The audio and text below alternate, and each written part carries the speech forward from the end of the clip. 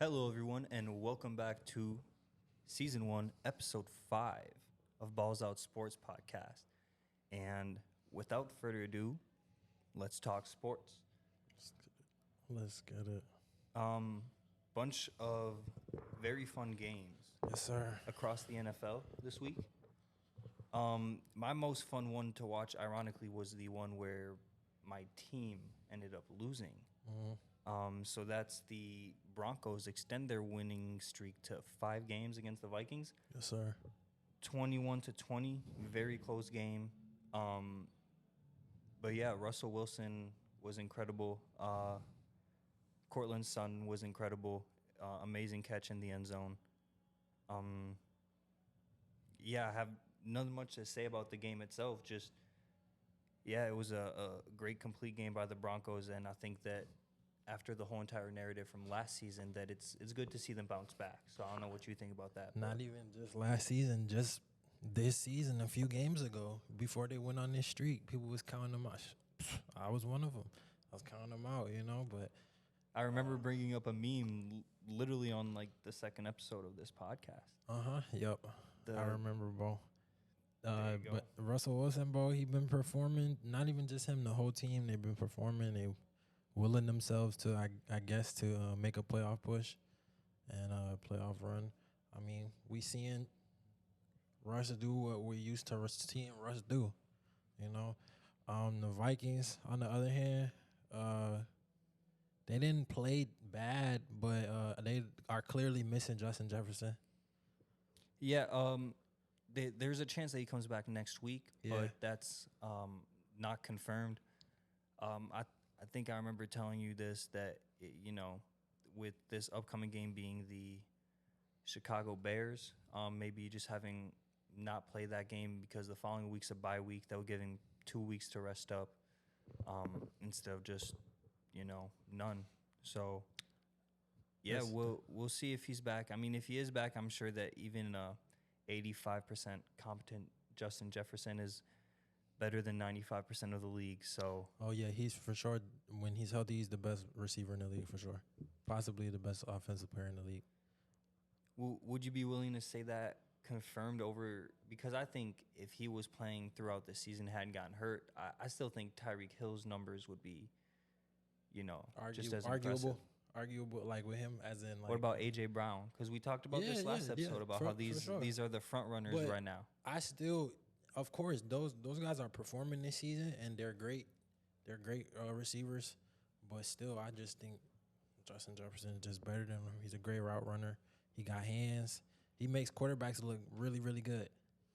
I'd definitely say that he's probably the best route runner out of the three. That's crazy. Definitely. They each have their strength, because he would be the best route runner of the three. I'd say A.J. Brown probably has the best hands. I've seen like the pictures. Apparently, he has like one of the biggest size gloves of any player in the NFL. And Tyreek good in the open field. And Tyreek is going to be that guy who, once he has the ball, I have the most confidence that he can get the most yards after the catch. Yeah, for sure.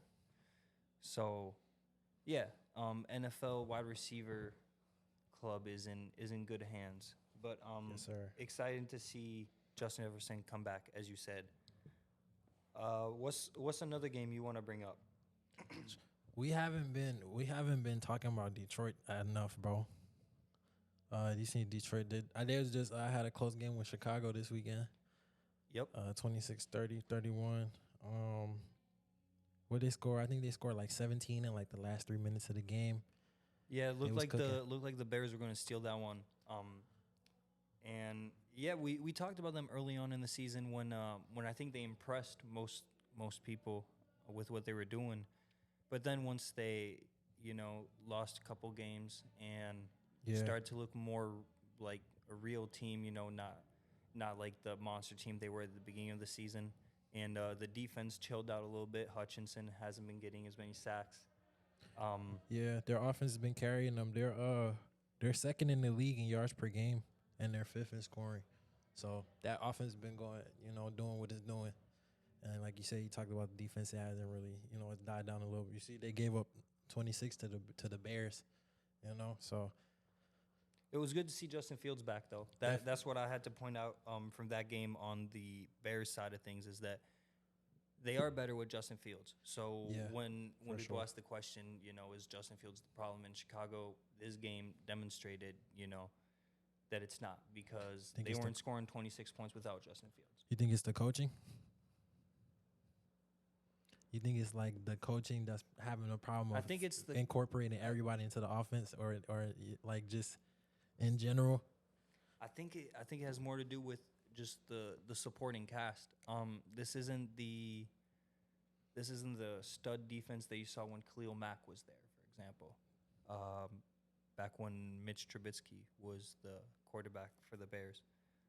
But it's just a different squad from a few years ago, less defense, and Justin Fields doesn't have as many weapons.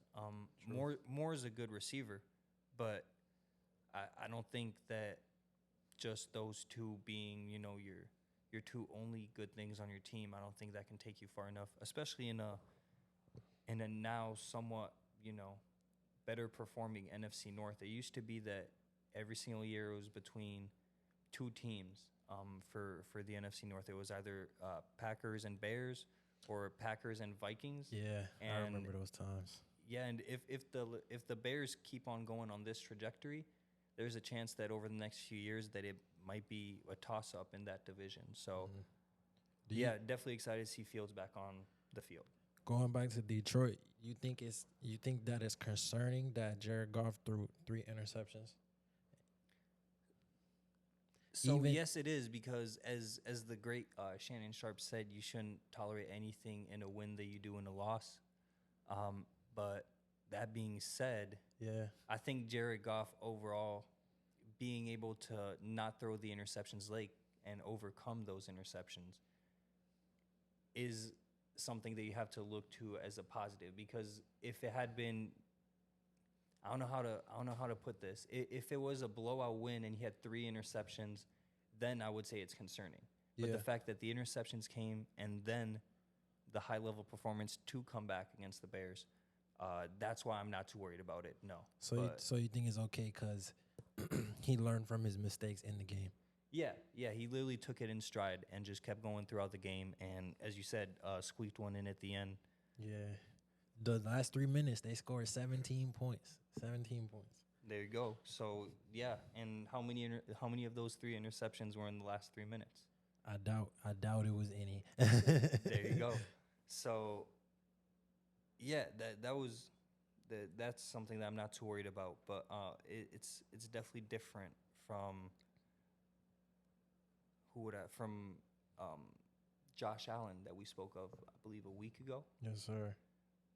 I'm a little bit more worried for those guys than I am for the Lions, just because the Lions, just because the Lions defense kind of slowed down, but I think it's going to even out as the season comes to an end. I hear you. They kind of got a little bit of a tough schedule for the rest of the season. Who, the Lions? The Bills. The Bills? Yeah. Who's coming up next?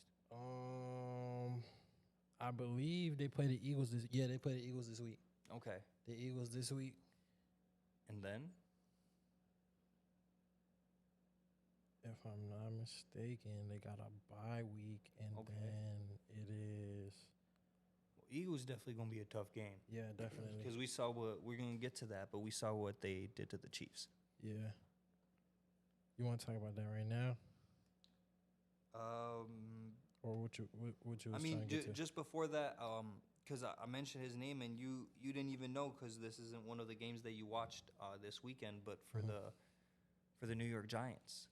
Yeah, I don't watch too much Giants football.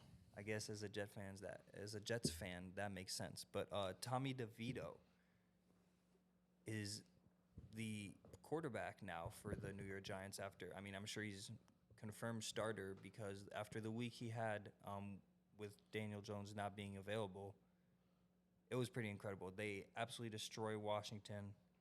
He had, can you check that game? Because I believe he had like 260 yards. And yeah, 246 with 3 touchdowns. 246. But He got sacked 9 times. That has, yeah, but I feel like That's not someone his who gets fault. thrown into the fire like that is bound to get sacked. Yeah. I mean, I didn't expect it to be 9 times, but that makes it even more impressive because I didn't even realize it was that many. So yeah, even more impressive from Tommy DeVito. Remember, you got to keep an eye on him. Keep an eye on him for the rest of the season. There you go, because there's still a chance for the Giants to make the playoffs. So Yeah, but it's not. Even if they do make it, it's not. It's not really much hope for them in the playoffs when they get there. right.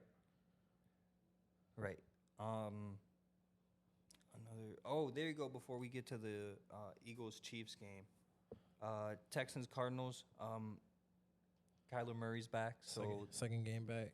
It's nice to see that. They lost to the Texans, but I saw that one coming. But yeah, it's just nice to see him back on the field. This was just a season where we had so many backups playing for a few weeks. Yeah, he got to get in his groove. So right, people who were backups were now starters, and a lot of them was because of injuries, and a lot of them were rookies too. So yeah, it's just good to see some teams get their pieces back under them. Yeah, he still threw for 214. He threw a touchdown and a pick. Yeah. He that's what I'm saying. He looked good out there. It was good to see him, And he ran there. And he ran for 51 yards. But C.J. Stroud, let's talk about that.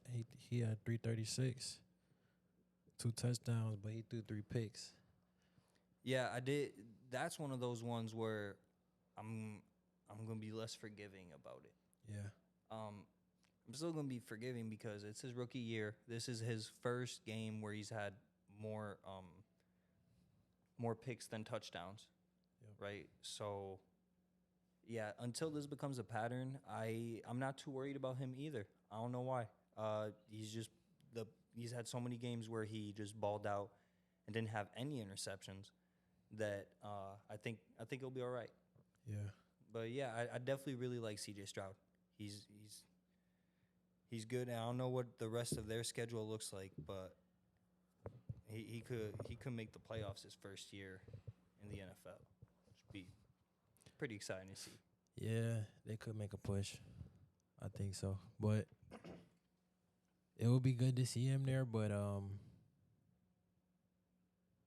you think he'll perform? Well, I'm thinking in the AFC with the Bengals coming down a little bit, and just from the simple fact that they're not going to have Joe Burrow, Done for the season. Yeah, I'm seeing that the AFC is very top heavy right now, and so that's what I'm saying. When you're in those first games before getting to the AFC Championship, if you land on those other middle of the pack teams, anything can happen. Yeah. So yeah, that's kind of my thoughts on if the Texans make it to the playoffs. But yeah, I don't see C.J. Stroud winning more than one playoff game this year if he does make it to it. And that's cool. Already that would be pretty impressive. That would be good, and then it'll be a learning experience for him. He'll come back next year strong. Hopefully, come back next year stronger. Right. If you make the playoffs your first year, then you're expected to, kind Ball of like out. It's kind of what happened with Joe Burrow right away, pulling up and kind of changing the trajectory of a franchise, and single-handedly. There you go. That's kind of what I've grown to expect from CJ. It's unfair, but so far he has been proving me right. So, yeah, hopefully he keeps balling out. Let's segue into the Eagles-Chiefs game. Eagles-Chiefs. That was a pretty good game. We watched it together. Yeah, well, I'm going to give you the layup. What's the thing that you noticed the most that affected this game that made it be this outcome? The Chiefs defense looking like Super Bowl defense, looking way better than it did last year.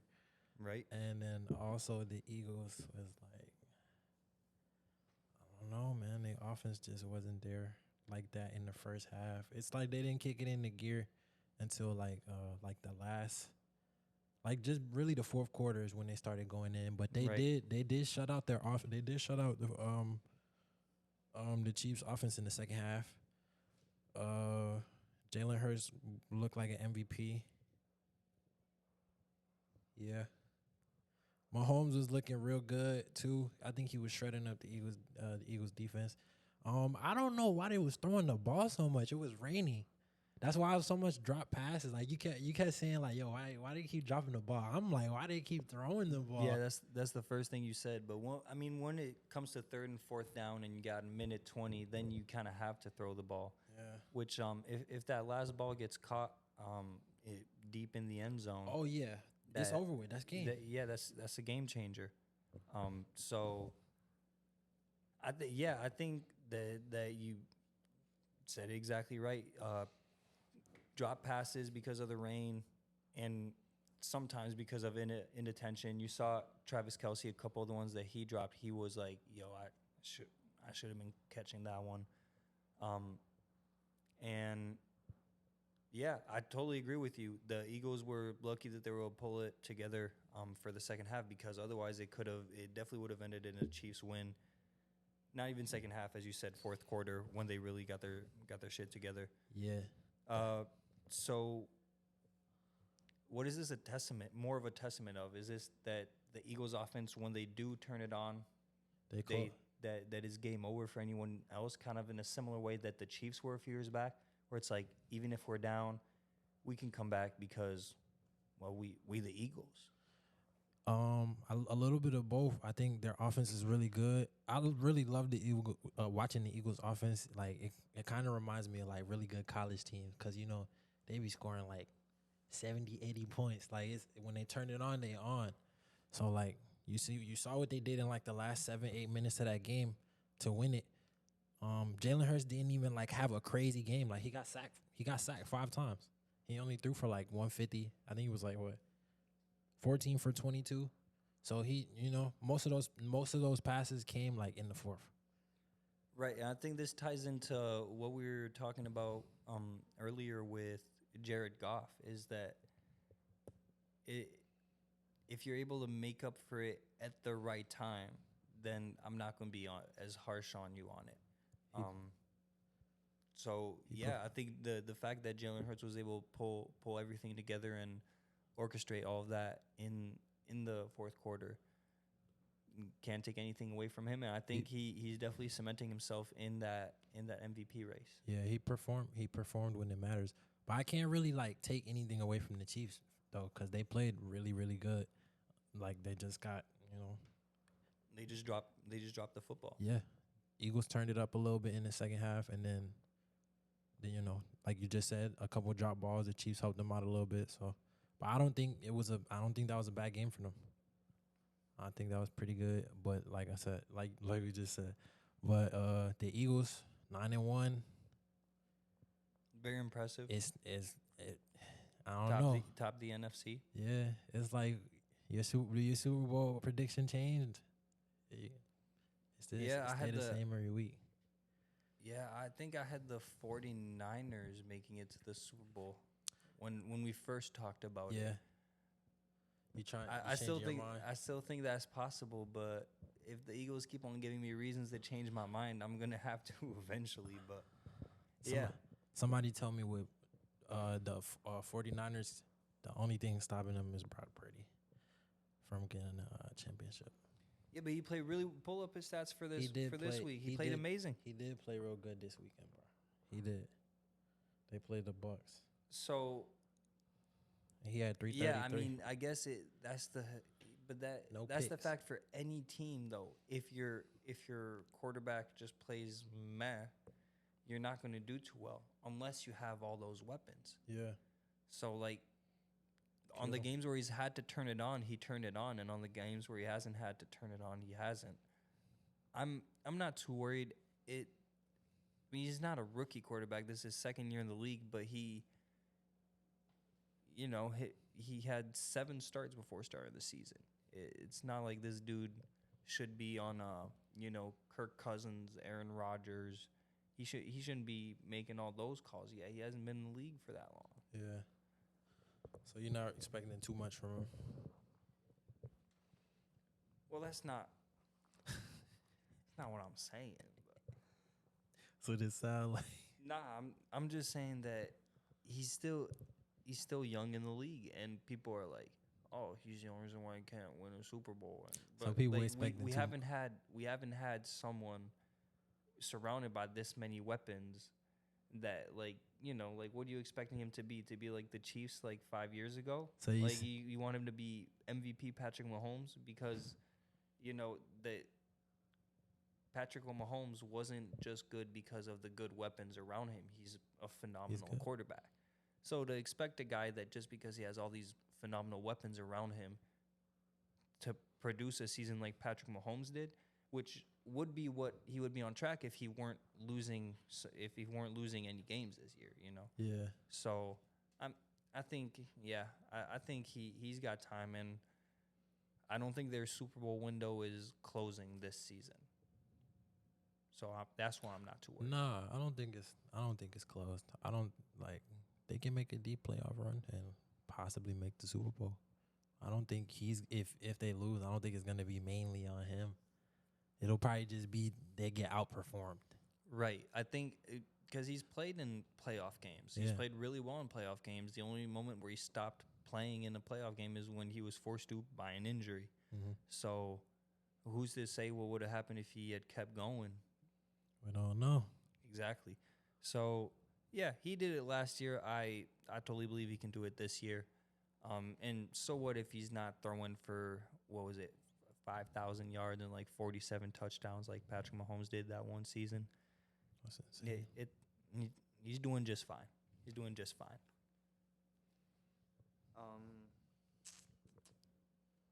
Any upcoming NFL games you want to talk about real quick? Eagles, Bills.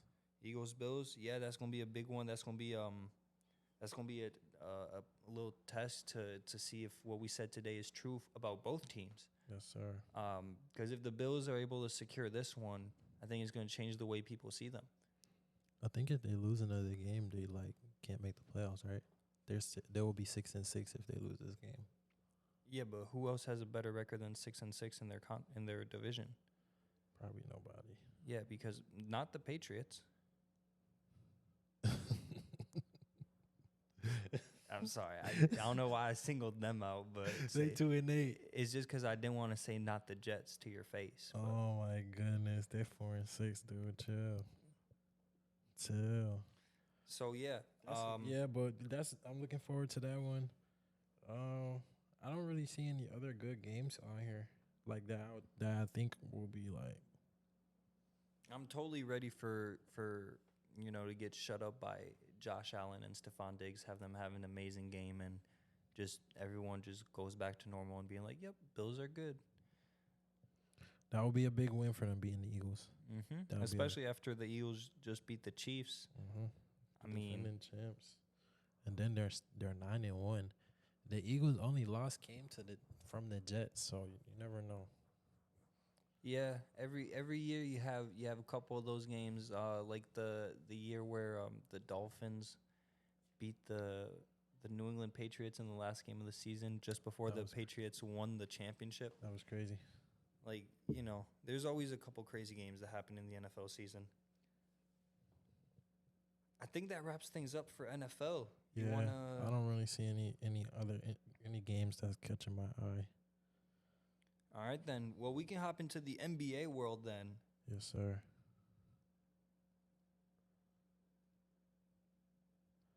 Let's talk about Chet and Wemby.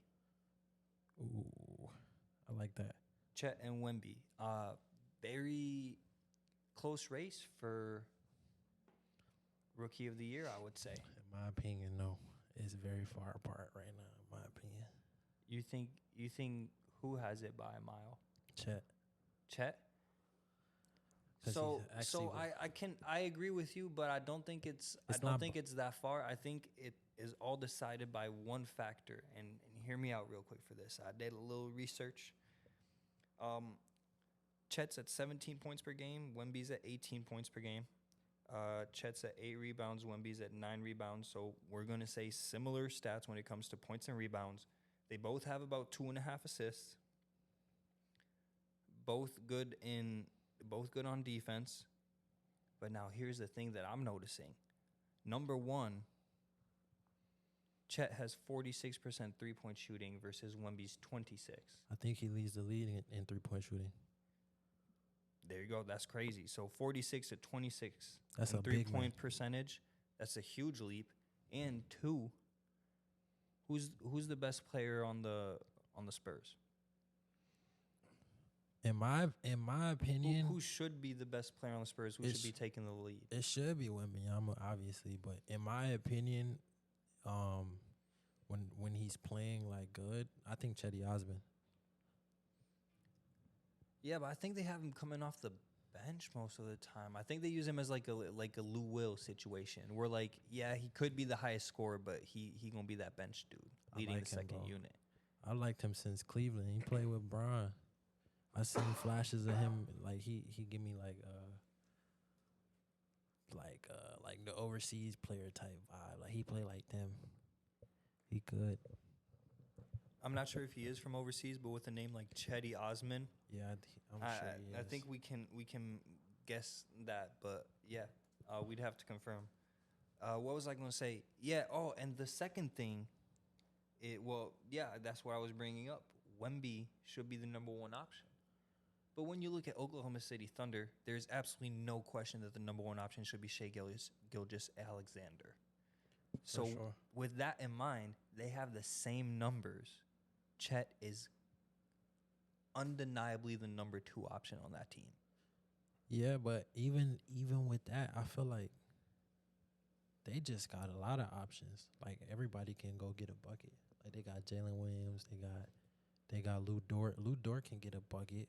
They got Giddey. He's geared towards defense more, but it's kind of like the same way KD can play defense. Yeah. He's just going to choose one side of the floor to rest because you just can't play 36 minutes all the way full. Like, no, not everyone's built like Russell Westbrook. Yeah. Josh Giddey too. Josh Giddey can score. Josh Giddey could be a triple-double machine if he wanted to. He really could. I think he could. He's a very good rebounder for a guard. Yeah, he's a good rebounder, good passer. He give me Steve Nash vibes. He's just very all around, bro. Like he's taller than Steve Nash. I think Josh Giddey might be like 6'7" or 6'8". What? Oh yeah, Josh Giddey? Yeah, bro, he's my height. I think so. Look him up. What? Look him up real quick. But yeah, so Chet and Wemby basically have the same stats, but one of them, is supposed to be number 1 option franchise player, and the other one is just part of a team that has a bunch of dudes that are good scorers. Bro, he's 6'8", 216, bro. There you go, Josh Giddey. What? That's insane. Josh Giddey. Nah, he's a point forward, bro. He's one of those guys. That's crazy. So you said Shai's like the first option indeed on that team. Yeah, I mean, dude averages 30 points a game. That's double what Chet averages. Of course. Chet though, I feel like there's times where you can be like, hey, give Chet the ball and be like, hey, take that last shot.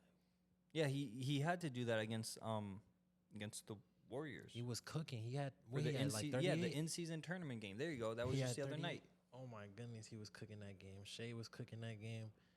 He put Curry on skates. Yeah.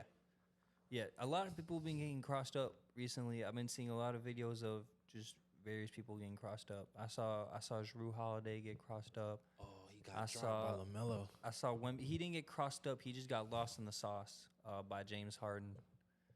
Oh yeah, I saw that. He did a hezzy and he made him jump. Yeah. That's the one you told me about like 3 or 4 days ago. A few days ago. There's been some good highlight reels this season. Not too many crazy dunks yet this season. No like huge posters. Like, do we need Ja Morant? Do we need Ja Morant back in the league? What's going on? Oh, we definitely need Ja. I can't wait till he comes back. He's on my fantasy team. Bro, if they have a game against the Spurs, he's literally just gonna try so hard to he's gonna dunk come on back Wemby. Trying to dunk on everybody, bro. If you're in front of that rim, bro, good luck. He coming back with a vengeance this season. Good luck. Yeah, I don't like what they did. What you told me what they did to him when they gave him like the perfect amount of game suspension. So like he could, even if like he balled out, he can't get no awards this season because he was suspended for too Yep. many games. Yep, because you need to play. That's whack. What is it? You need to play 65 games out of an 82 game regular season in order to be eligible for any award. So that is MVP, Most Improved, Defensive Player of the Year, First Team All NBA, the All NBA team, and the All Defensive teams. Those are all considered awards, right? You get a pay bump for actually getting some of those, all of those awards. So since you need 65 games, he is suspended 25 games. 82 minus 25 is less than 65, so there's no mathematical way for this man to get any award, any kind of bonus pay. He's just going. He could average 100 points a game, not get anything. They're terrible people. So that's the John Morant story. But how many games in are 13 games in for most teams? I think we about 13 games in, dude. 13, 14, 15 in that area. Got you. So that means in 10 to 13 games, John Morant will be back. So I'm excited to see that happen. Let's talk about the in-season tournament madness that we've been witnessing. Yeah. We talked about it on the way here that some of the most entertaining basketball that we've seen this season has come from the in-season tournament games. Yeah, probably the best games this season have been in-season tournament games. Yeah, so first one I want to point out is I've been saying that I want him to do better, and Anthony Davis, 26 points for the Los Angeles Lakers, in a blowout win, we'll say. It was enough points to be considered a blowout, I would say. No starters remaining on the court for the last minute. So, 26 points. He's averaging 22 and a half, I think, 23 points per game. Yes, he is. So that's 50% on 55% shooting. There you go. So, I'm glad to see him balling because LeBron did not have to be the leading scorer on this team for them to get a win. So that's exactly what we want to see happen more and more often when it comes to the Los Angeles Lakers. Yeah, LeBron's going to do LeBron things, but they all got to stay healthy. Right. It'd be nice if he doesn't need to. Literally, they have to put him on minutes restriction now because by the time playoff times come, he's going to be gassed. He's not getting no younger. And AD, although he's averaging 22 and 12 and 4 on 55% shooting, he still has a game where he finished with 9 points, bro. That's unacceptable. Yeah, and I'm pretty sure he had all 9 of those points at halftime. That's unacceptable, bro. And by the end of the game, he hadn't scored a single additional point, which, I remember, we compare him to this a lot just because they're teammates, but LeBron, when he didn't score 10 points and the announcer said, oh, wow, it's been 1,500 something games since LeBron James didn't score in double digits. Yeah. It's if we're talking Anthony Davis, that'll just happen every other week, it seems like, last season. Literally. So if he can just break that pattern and stay on the track that he's on right now, I like the Lakers' chances. People have said that they're worried about their regular season record, but if you look at their in-season tournament record, there you go, 3-0. So 4. They won last night. That win last night, 4-0. Yeah, I'm used to soccer with groups of 4. My bad, but it's groups of 5, so they're 4-0. We're seeing super entertaining stuff. The Pacers Hawks last night, 157-152. That is ridiculous, bro. Somebody play defense, bro. Insane game. If you can just pull up the stat sheet for that, that'd be amazing. We can just go up and down and just say who I already know what Halliburton had off the top. He had 37 and 16. He is the beast. 16 assists? Yes, bro. 37. I did see him dish because they were double team. Well, not even double teaming him. He had a different vision last night. It was crazy what he was seeing and the way he was dishing it at people. 37 on 11 for 18 shooting, 9 for 15 threes 1 block, 3 steals, How many assists? 16. Right. And how many? 16. No, sorry, I didn't mean assists. My bad. How many steals? 3.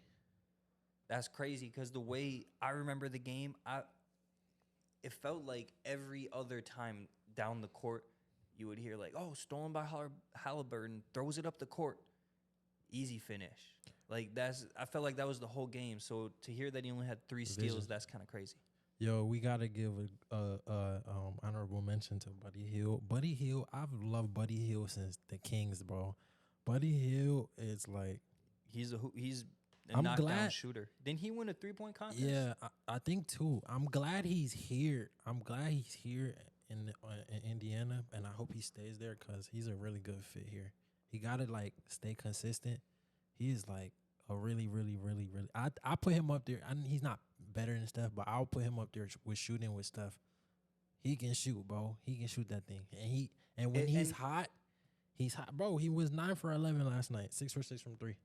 They're 24 6 for 6 from 3. 24 points. And one bro. of them, I remember he was about to do. I see him dribble, put his foot forward, and I'm like, oh, that's a step back. So And I see him look up at the shot clock and realize he doesn't have enough time to do a large step back, so he ended up just doing a very small hop backwards, and it was like the deepest 2 you can do. Like his foot was halfway on the line, and he's different. yeah, he literally like it should have been 7 for 7. Essentially, is what I'm saying. If he had just like half more second on the shot clock. That team is very well put together, bro. Their whole starting lineup all in double digits. They got 21 off the bench from Obi Toppin. They got 19 off the bench from Mathurin, 7 for 10, 2 rebounds. When it's Ben Mathurin second season, bro, he's a monster, bro. Last year, he was playing like bigger. Yeah, he was in the running for a 6-man last year in his rookie year. He been hooping. I like him. I liked him last year. He played against us a few times. He tore us up, bro. So I've been paying attention since then. So he's real good. Can you check out the Hawks box score? I'm looking at it right now. The Trae Young had 38 and 8, 13 for 17, 5 for 8. How much did But DeJounte have? That's what I'm curious because I know that Trae Young got 28, 11 for 19. He's somebody I saw him live a couple times when I was living in Georgia. I saw him play. He's somebody that doesn't really like get enough credit, I feel, in the NBA. Maybe because he plays for, maybe it's because he played for the Hawks, or maybe because he played with Trae Young, or maybe it's because they don't win games like that. But he's pretty good and he's consistently good. I think he was the number 1 guy on that San Antonio squad before he got traded to the Hawks. He definitely was. It's just really hard to be the number 1 guy when Trae Young's. I mean, scoring wise. But there's a lot of nights, if you watch the Hawks, there's a lot of nights where he outperforms Trae Young. Trae Young is just like, he's very impactful in the game because he can impact the game without scoring. Like if he's having a really bad night, like cause his shooting nights get really bad. Like I'm talking about like 3 for 20 bad. 3 of 18. 3 for 20 bad. Like, but he will still have like 16 assists or some crazy outrageous number of assists. Like he's led the league in assists a couple times, bro. Yeah, that's why. I mean, the front office is obviously doing that, but if you have Trae Young on your team, make sure you have a big man that can catch lobs. It was Zach Collins. Sorry. Now it's Clint Capella. I mean, John Collins. You talking about John Collins? He got traded. Yeah, John Collins. He got traded. Yeah, not Zach. My bad. He got traded. 2 different Collinses. John Collins was supposed to get traded so long ago, but Capella was good like for a little bit. I don't know what happened, bro. I don't know what happened over there, but they got to pack him up. They got to get rid of him because he's weighing them down big time. Because, like you said, Trae need that lob threat. Yeah, I mean, Capella is a lob threat, but do you think that the fact that he can't also space the floor kind of like hinders him? Because I feel like there's not many teams that have a starting center that can't shoot the 3 even a little bit. I mean, I've never even seen the dude attempt one. You know? He can't do anything else but set picks and go to the basket and put the ball in there. And he can barely do that. So he's a liability because, and then also you take it down to the other side of the court, and like you said, you got big men who can shoot threes and stuff like that. So he's a liability on defense because you put him on the wing against Embiid or Towns or Jokic, or you feel me? Like all these big, he's not going to guard anyone on the perimeter. That's for sure. They're putting 15 on him in one quarter, bro. Right. It's gonna get bad. So the Hawks, the Hawks have potential to be a really, really good team. Like, we're not gonna act like they didn't just go to the conference finals like 2-3 years ago when they played Philly, and they had a good chance. They lost in the conference finals to I think it was Milwaukee. Philly. Oh yeah, Milwaukee. When they won the year they they won beat the Philly chip. to get there. Yeah, that was a crazy playoff run by Murray wasn't there. It was just Trae Young, bro. That was his team. Trae Young, he was just going crazy. He was cooking. I think that was the year when when New York started hating him. Oh, that is was the it? yeah. Was that year? Yeah, that's when the year where he was taking a bow every time he walked in the garden. And there was like they were showing posters of like lollipops with hair on it in this crowd and stuff, and it was that was a good that was a good playoff year, bro. It was intense. I don't think you realize like the chokehold this man had on New York for like 6 months. I remember seeing a video on World Star that there was someone who did a concert in New York, and it was a rapper from Georgia. Just the sole fact that there is a rapper performing at Madison Square Garden in New York that is from Georgia, the whole entire crowd while he's rapping just erupts into "fuck Trae Young" chants. That's how much he was on their brains, bro. So he absolutely, you're doing something right. Recently you got a whole, because the only time I've ever seen hatred like that, bro, is Tom Brady. Yeah. That's what happens when you're good, bro. When you're good at what you do, bro. He went. I think last season he went. They went and played them in the Garden. He had King of New York written on his shoes. It was so funny. That's foul, bro. Yeah, he's wild. He's wild. I'd step on his shoes the whole time. The whole entire game, I would just step on his shoes. J.R. Smith will untie his shoes at the free throw line. Yeah. King of who? Or you gotta give him a Jeff Teague and he go into the basket and body him into the first row. Remember in the playoffs when LeBron was driving to the basket and Jeff Teague he gave him a shoulder and LeBron went flying into the first row. Oh, dude, at like the end of the game? Nah, it was like in the middle of the game they was getting thrashed. It was LeBron on Cleveland, and when the Hawks was real good. Yeah, when they had Al Horford, they were the first team to have 4 All-Stars on their team. Yeah. So who? Can you name the 4 All-Stars? Korver, I think it was Korver, Horford. Not Josh Smith. He was gone by then. That was it. It was Josh Smith. Josh Smith and Jeff Teague. Yep. Jeff Korver, Teague. Horford. It wasn't Paul Millsap. Oh shit! Yeah, that's who it was. It wasn't Josh Smith. It was Paul Millsap. Yeah, Millsap. You're Korver, right. Jeff Teague, I got them Horford. mixed up. My bad. Nah, I totally just got Paul Millsap. Yeah, Josh Smith was gone by mixed then. up. Yeah. Nah, it was that. Those were the 4 guys right there. That was good times. And I couldn't. I think it was Damari Carroll was the 5th guy. Damari Carroll, yeah. Damari Carroll was a little corner shooter around that time, a little defender too. 3 and D. 3 and D. 3 and D wing. You need one of those if you're gonna have one guy that's gonna be 3 and no D, like Kyle Korver. Kyle Korver though, when he get hot, oh boy. Sometimes I'll just go on YouTube and just type in Kyle Korver heat check. Yeah, if you want to just have me a night, bro. If you want to know how to shoot, man, watch Kyle Korver videos. Ooh, that's an interesting question. I don't think I've ever asked you that. Well, so you might have just answered it right here, but who do you think has the prettiest shooting form that you've seen? I can name a few. I like Clay's form. I like Booker form. I like Steve Nash's form. Yeah. So give me one, your favorite current and your favorite all time. Current. Let's do it that way. Oh, my favorite current. I low-key want to say Bill. Oh no, it's Paul George, bro. Paul George right now got my favorite jumper. His jumper just. It's like when you go to the restaurant, they put the hot knife through the butter. That's what his jumper is. That's. It's real smooth. smooth, smooth. PG. And then back in the day, I don't know, I wasn't. Oh, T-Mac maybe. I get the T-Mac. I'll probably go Steve Nash. Yeah, Steve Nash. I would probably have to go with current.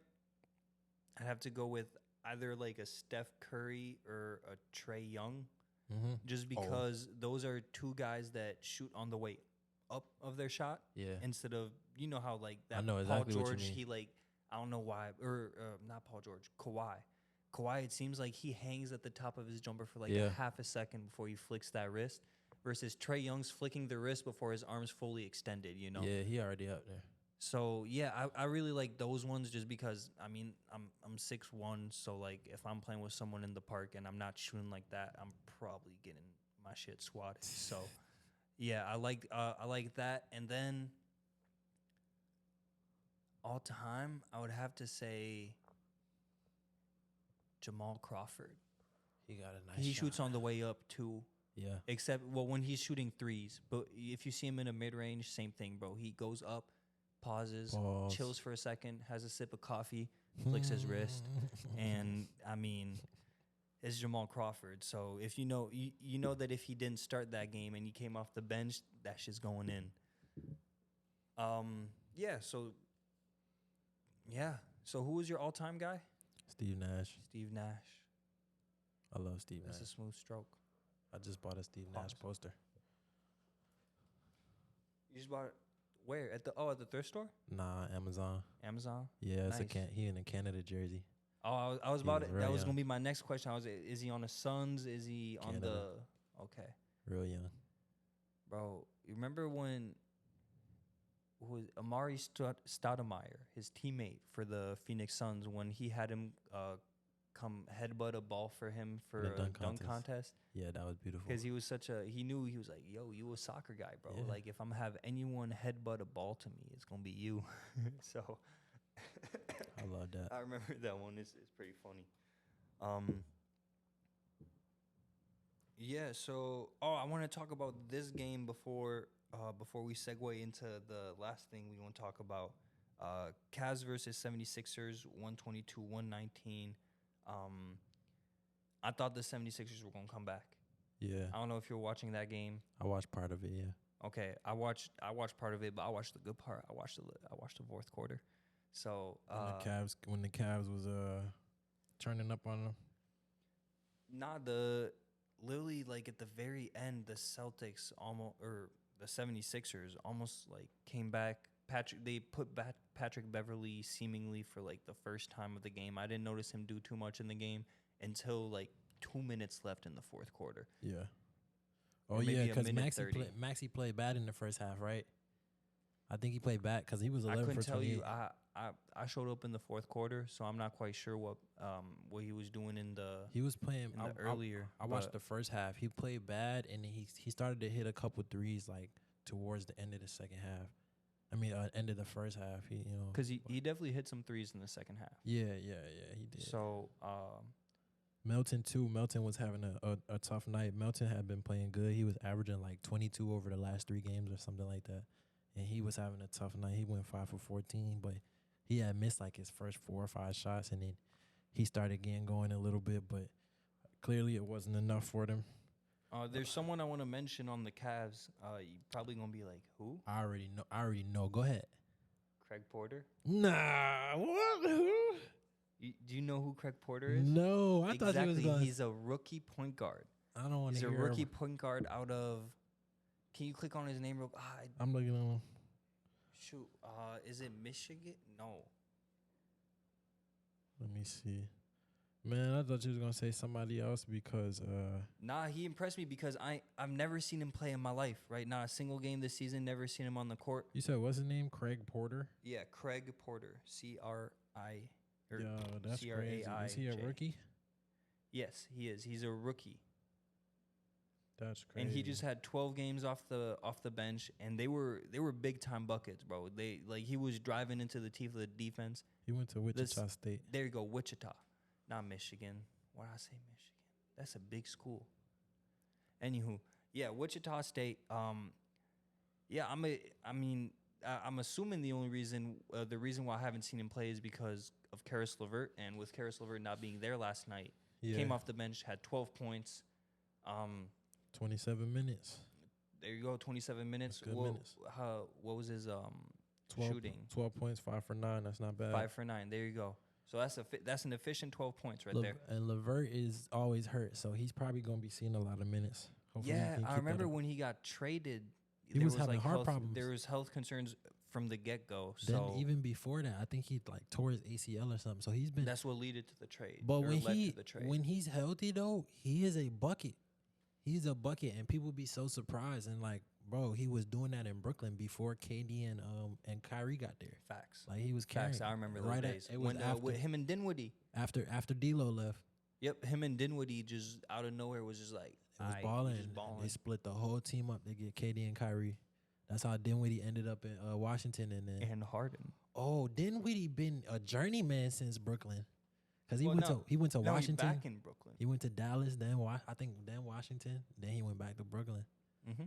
So yeah, nah, he's back probably home now. he's probably gonna get traded again. I'm not gonna lie, because he's been playing poop this season. He gets a lot of assists, but he shoots bad and he don't really score too much. I think our team in general is just like all out of whack. That's tough. Yeah. So who would you like to get for Dinwiddie? What you looking for? We need a guard. Well, yeah, but like a shooting guard. One. If Ben Simmons can actually stay healthy and play point guard consistently, then we don't need another. We need point Ben guard. Simmons averaging 4 points and 14 assists a game. That's what we want. I need 10. Nah, not 4. I need 10. He gonna assist regardless, and I need 10. I need 10, 10, and 10 from him. That's what I need from Ben 10. There you go. Ben 10 with the triple double. I need that. That's realistic expectations from Ben Simmons, bro. And not the first 10.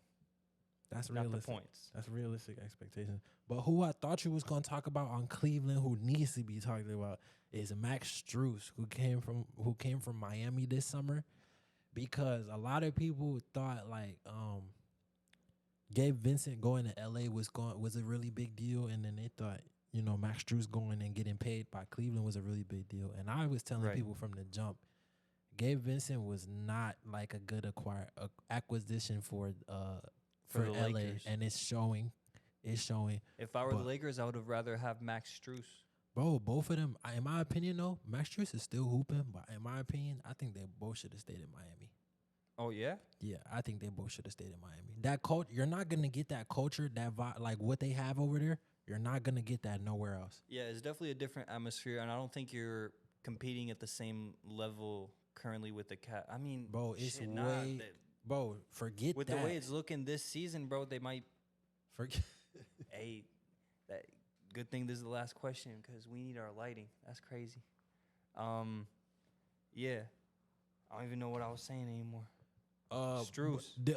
Yeah, on the Heat. I mean, I the way things are looking right now, the Cavs are gonna have a better record than the Heat by the end of the season. Yeah, definitely. So. The Cavs got a chance to be like third or fourth, but I think like the pressure of playing in LA just period is like it's a lot of pressure, bro. So for him going out there from Miami, it's like that's a whole different story, bro.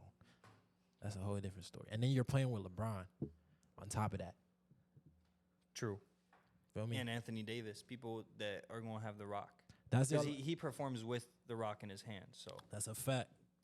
I got some. That's the last question. No, I got some. I heard some crazy stuff on the internet today. I want to see what you think about it. Go ahead. I saw some dude say there's like this thing on Twitter where like it's a funny meme. They always post it and it says like what's a crazy stance that will have you defending like this, and it's like a guy with a whole bunch of knives at his face, and the guy retweeting was like T-Mac was better than Kobe. Basically, that's what he said. T-Mac is better than Kobe. Offensively or defensively? Because offensively, I could totally see that being like a legit take. Bro. I think I've pondered that same question before. Bro, first of all. But defensively, nah, you can't tell me any. But I mean, how many all defensive teams does Kobe have? A lot. I think like Like, I think the only guard that has more than him is Michael Jordan. I think it's in double digits, bro. I think it's like 14 or something like that. But That's T-Mac- crazy. And he's led the league in scoring. I know T-Mac has done that. minus So the that's my argument for the offensive side, but Yeah. defensively, nah. no injuries, yeah, I agree. There you If go. T-Mac never gets hurt, yes. Even Kobe on the defensive, Kobe himself said it like that's I don't know, but T-Mac was long though. You know? yeah, but points per game, yeah, absolutely. T-Mac would have more total points in his career, probably. I don't. If I'm not mistaken, I believe Kobe said T-Mac was the hardest person he ever had to guard. And I believe it. And then a lot of people say KD. A lot of people say KD is like a modern day T-Mac. Kobe Okay. also said KD is probably one of the only players he never figured out how to guard.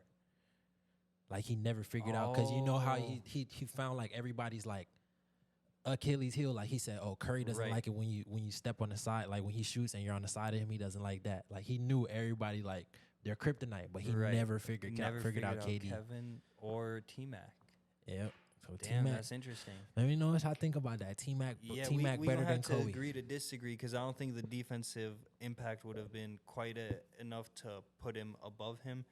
But yeah, I think offensively speaking, if you're talking about just pure scorers, yeah, he could have been one of the greatest all time. Yes, sir. Already is, in my opinion, one of the greatest scorers all time because Yeah. I don't really look at the longevity of the career. Bro, when he was 100% on the field, That man was terrific, amazing. was a reaper. 13 points in what 33 seconds. That's literally that's a number that like basketball fans know across the world. But that's So, a video I watch. Like, I gotta watch that a few times a year, bro. That's a They- crazy video, bro. 13 points in 33 seconds, bro. Nah. We gonna Well, end it on that one. yeah, for real. Without anything more to say, thank you so much for tuning into this episode, and we will catch you guys on the flip. Peace.